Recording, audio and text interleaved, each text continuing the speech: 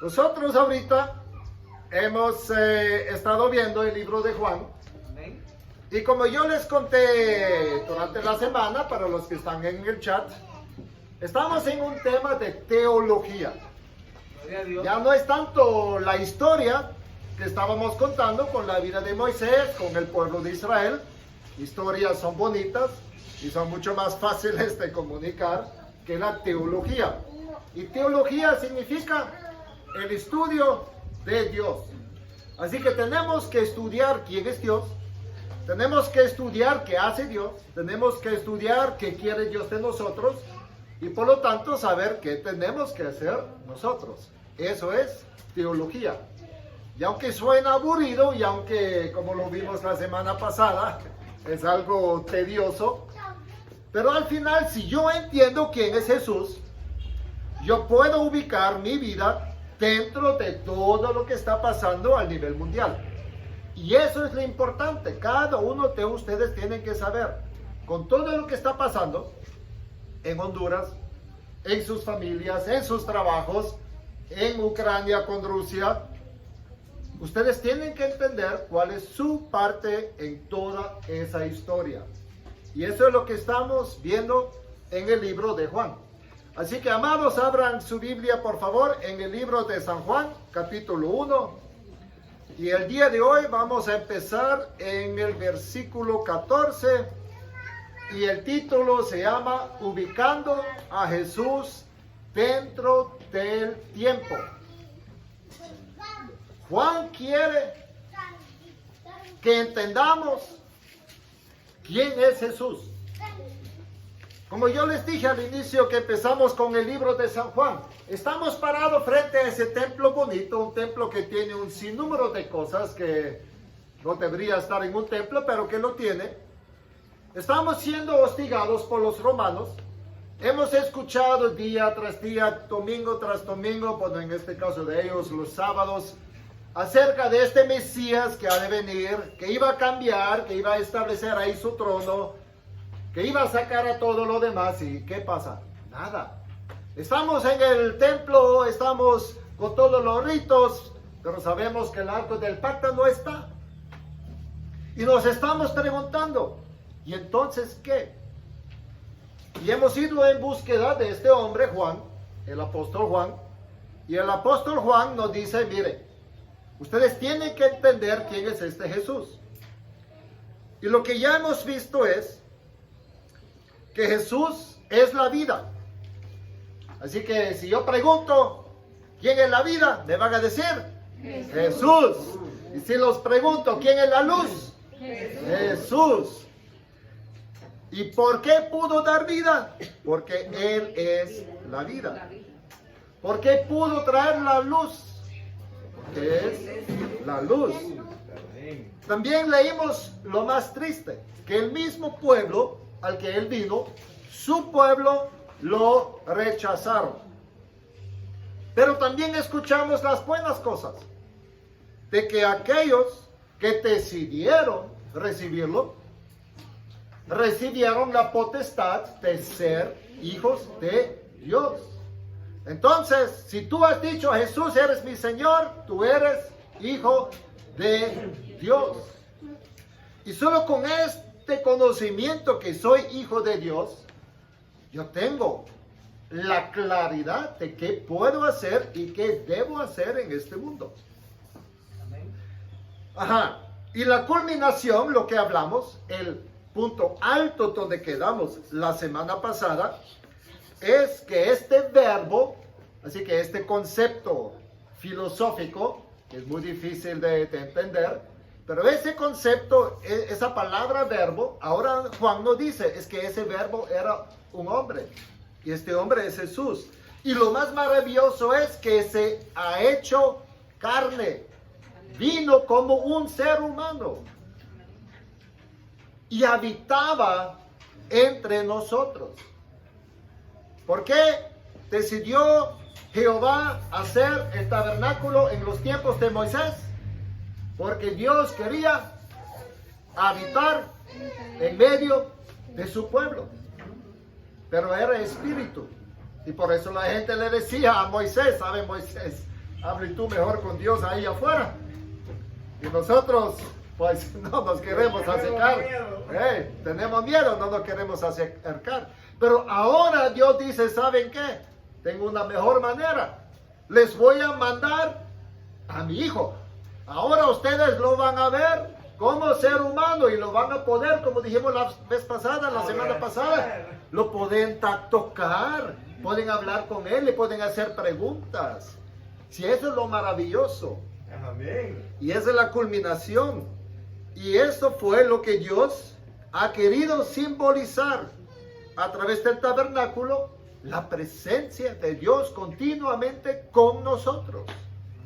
Bueno, y ahí estamos. Pero Juan sigue. Entonces leamos Juan 1, verso 14. Y aquel verbo fue hecho carne y habitó entre nosotros. Y ahora dice Juan, y vimos. Ajá, ¿y quiénes son los que vimos? Juan, los otros 11 apóstoles, todas estas mujeres que estaban con ellos, y mucho pueblo que ha sido tocado por el mismo Jesús. Y vimos su gloria. Y eso lo veía. Al fin se pudo ver la gloria de Dios. Gloria como del unigénito del Padre. ¿Y el unigénito cuál es?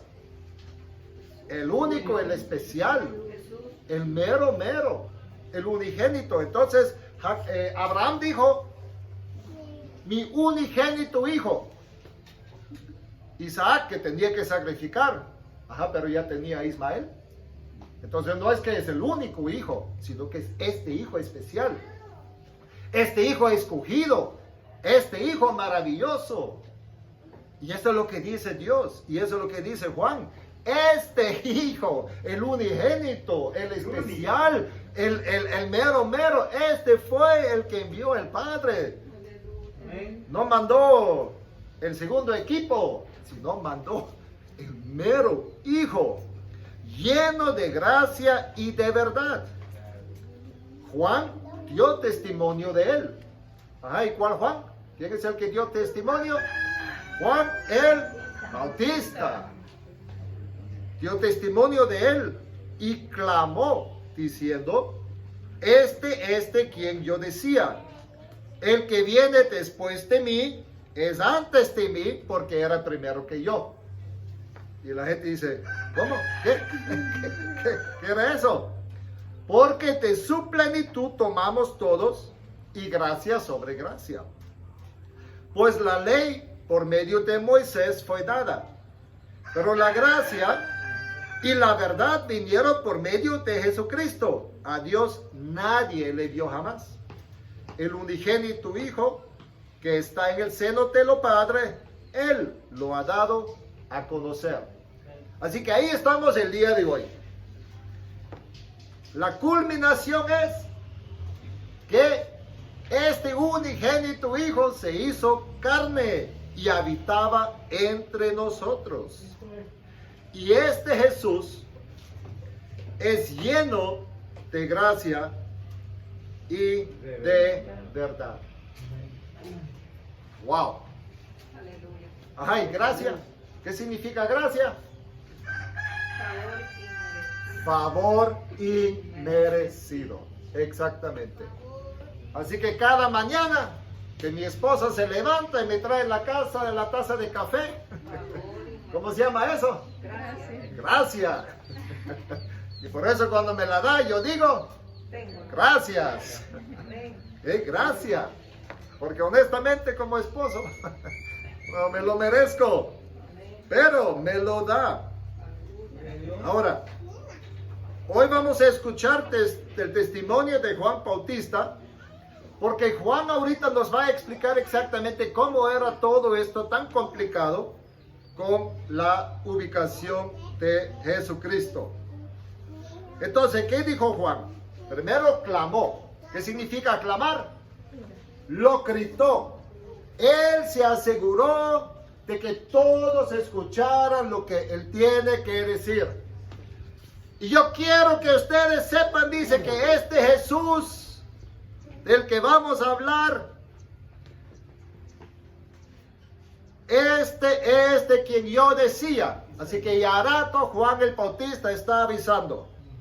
El que viene después de mí es antes de mí porque era primero que yo. Ajá. ¿Desde cuándo existe Jesús? Desde él. Desde el principio. Entonces, como Dios, Jesús siempre ha existido. Y por eso, antes de todos, antes de nuestra presidenta Xiomara, antes de Putin, antes de Abraham Lincoln, antes de los César, antes de todo, antes, el primero es Jesús. Por eso Juan dice, Él es primero que yo. Él vino antes de mí. Entonces yo no soy Él que vino antes de Jesús. Él vino antes que yo.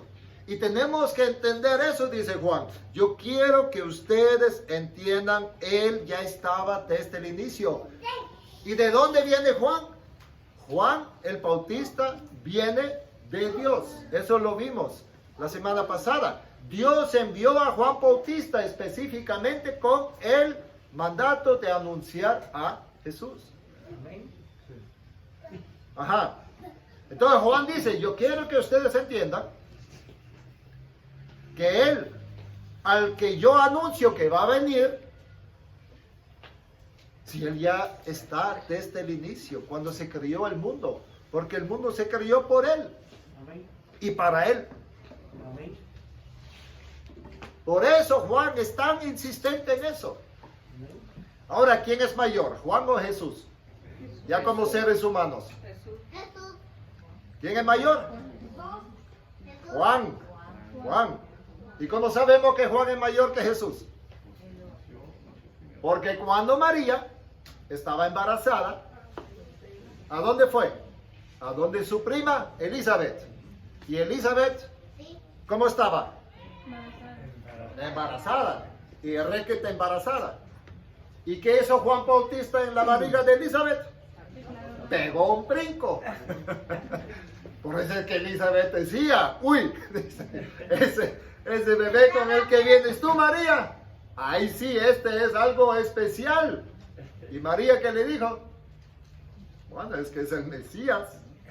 Así que ya desde el vientre, Juan sabía que ahí vino su primo Jesús.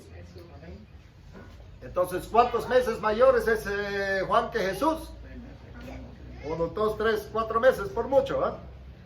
Pero para que entendamos. Entonces Juan dice, va a venir uno después que vengo yo, que es mi primo. Y yo necesito que ustedes entiendan que aunque Él viene después como físico, como ser humano, pero siempre ha existido. Si Él era, ya desde el inicio, si más bien Él crió todo. Y esto es lo importante. Esta frase tan complicada es porque Juan quiere que sepamos que aunque como ser humano vino en un momento a la tierra, ya siempre ha existido. Si nosotros hoy tenemos crisis, como ya hablamos siempre, porque estoy enfermo, porque ahorita no hay trabajo, porque el cambio de gobierno, hermanos, este Jesús al que necesitamos encontrar para nuestras vidas, sí siempre ha existido. Amén. Amén. Ajá, y ahora viene porque ya vimos el 15. Ahora viene el 16. Y entonces ahora viene una segunda parte. Entonces terminamos la primera parte con la certeza. Juan quiere asegurarnos que sepamos que Jesús ha existido desde siempre. Amén.